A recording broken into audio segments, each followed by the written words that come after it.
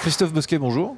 Bonjour. Alors je vais m'amuser un peu, je vais vous demander votre tout premier smartphone, enfin qui n'était pas un smartphone du coup j'imagine. Oui, c'était quel modèle, en quelle année, est-ce que vous vous souvenez? La couleur Alors la couleur, je crois que c'était une couleur bleue, ça devait être un Nokia, le modèle peut-être le 3310 ou peut-être même avant le 3310.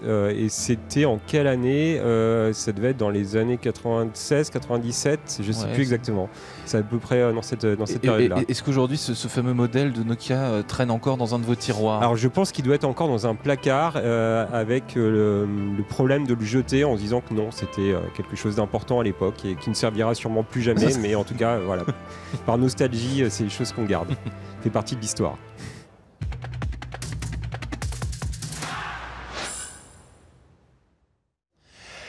Bonjour à tous et bienvenue au Talk Décideur du Figaro. Aujourd'hui donc à la REF avec Christophe Bosquet en face de moi, fondateur d'Efinity, agence de marketing digital fondée en 1999. Pardonnez-moi Christophe Bosquet, mais le marketing digital en 1999, ça ressemblait à quoi ? Alors c'était beaucoup plus light qu'aujourd'hui. Oui. Il y a beaucoup de choses qu'on connaît aujourd'hui qui sont devenues habituelles, comme les réseaux sociaux qui n'existaient absolument pas.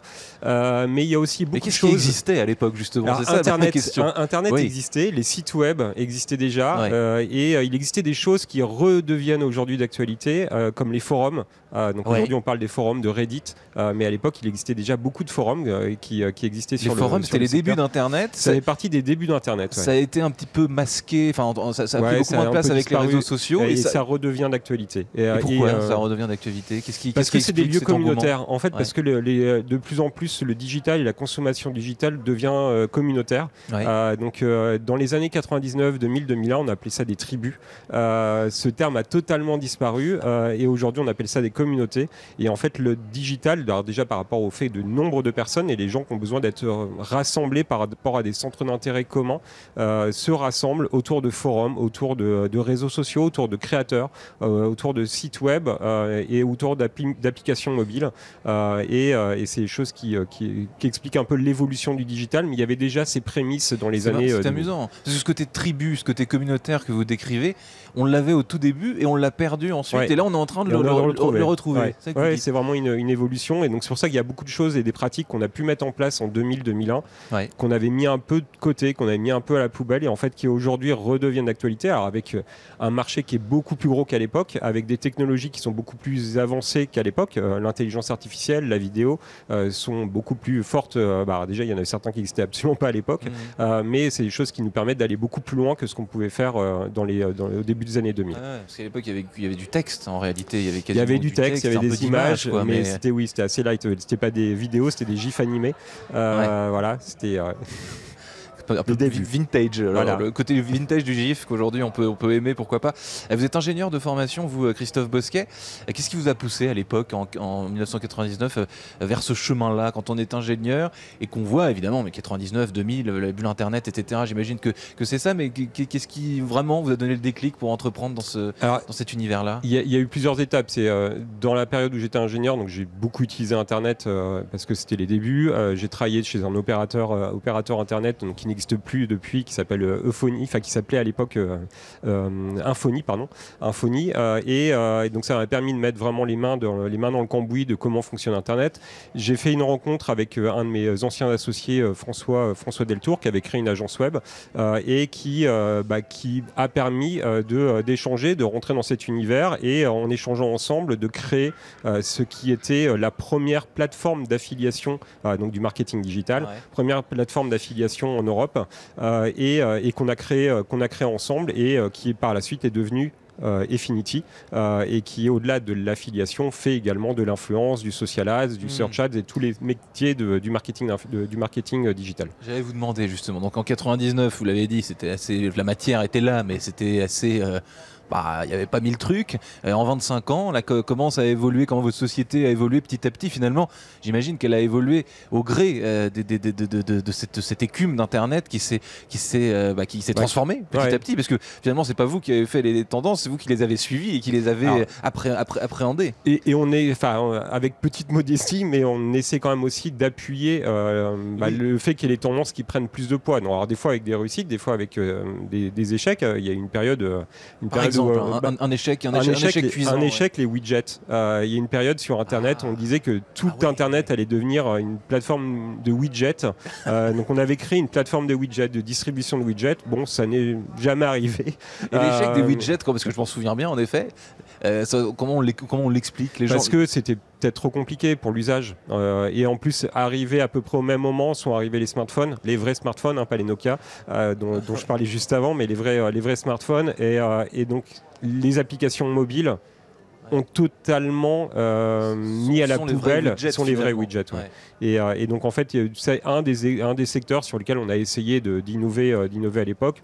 Bon, ça a été un peu un échec. Maintenant, à côté de ça, les réussites, il y en a eu beaucoup. L'affiliation, ça fait 25 ans qu'on est sur le secteur de l'affiliation, ça fait 25 ans qu'on lance les nouvelles tendances, les nouvelles typologies d'acteurs sur le secteur. Ça fait partie des choses sur lesquelles on est bien présent. L'influence, ça fait une dizaine d'années aujourd'hui qu'on accompagne le marketing d'influence. Donc on appelait ça les blogueurs. Ouais. Après on a appelé ça les influenceurs. On a appelé ça les créateurs. 10 ans, vous dites à peu près? C'est un peu plus de 10 ans. C'est un peu plus de 10 ans. Au début c'était des blogueurs.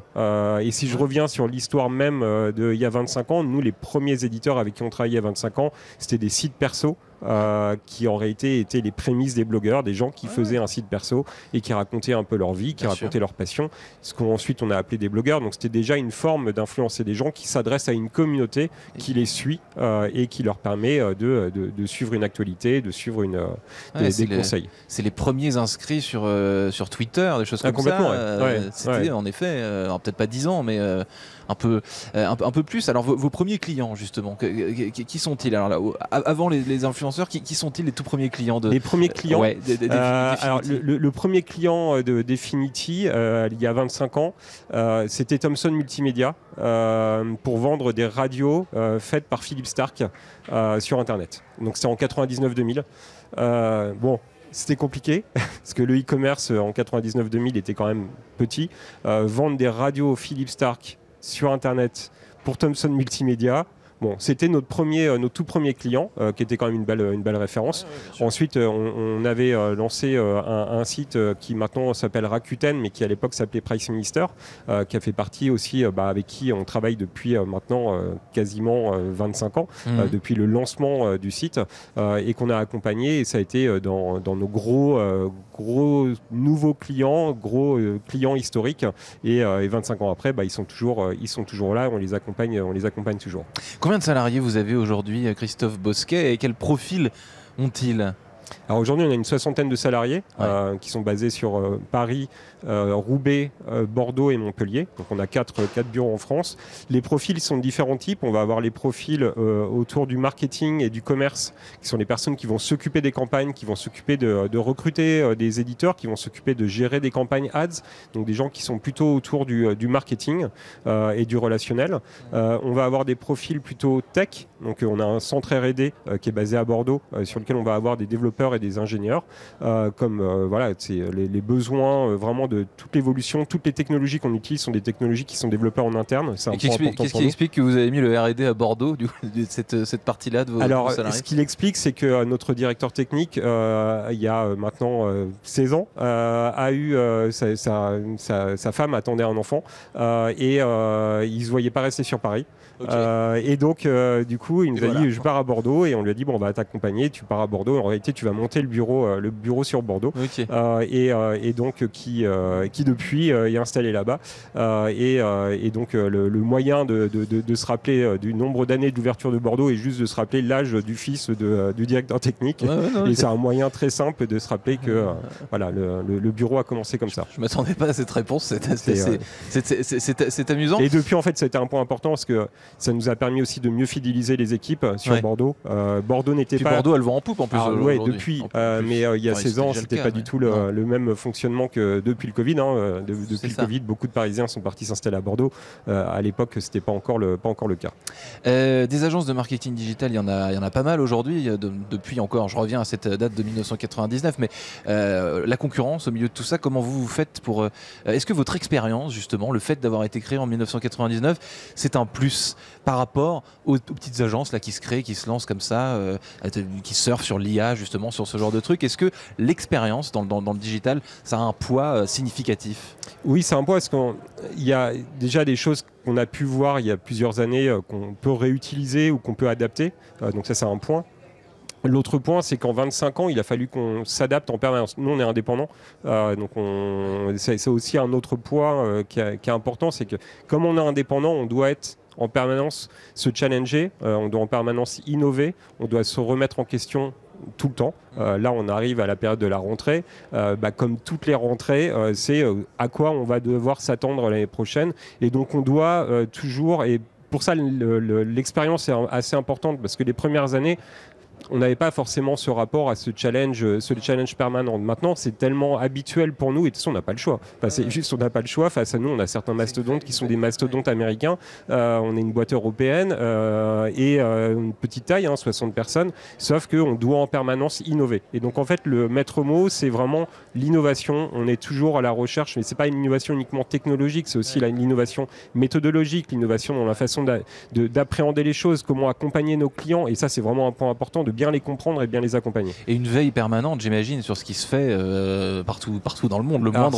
La moindre petite tendance, il faut la suivre. Il faut la suivre. Ouais, il faut le savoir avant les autres. Et il faut essayer de voir quel poids on lui met. Est-ce que c'est un poids... On peut aller vous parler des widgets tout à l'heure. J'imagine que là, avec autant de métiers, vous êtes en mesure, vous allez peut-être me dire non, mais vous êtes en mesure de flairer si ce petit truc-là va devenir un très gros truc, ou alors ça va être un effet... un effet de mode. Ça fait partie des choses, justement, on passe beaucoup de temps. L'expérience, et on passe beaucoup de temps à suivre ce qui va arriver demain, à regarder ce qui se passe en effet à l'étranger, sur des marchés totalement différents, comme les marchés asiatiques, où il se passe beaucoup de choses, et l'usage du digital est totalement différent que sur le territoire européen. Et donc ça fait partie des choses. La veille est très important, et après d'inculquer cette logique de veille en interne dans l'entreprise, de faire que tout le monde puisse reporter ce discours auprès de nos clients. Alors dites-moi, est-ce que vous pouvez me dire là comme ça un truc qui est parce que c'est cyclique parfois aussi, il y a des choses qu'on utilise pendant des années et puis d'un coup qui tombent. Je faisais un tour hier sur Facebook, scroller la page d'accueil de Facebook, je fais ça pendant des années, maintenant ça sert plus à rien. Est-ce qu'il y a des choses là, est-ce que vous flairez par exemple quelque chose qui va tomber dans les années, dans les mois à venir, ou au contraire quelque chose qui va totalement exploser?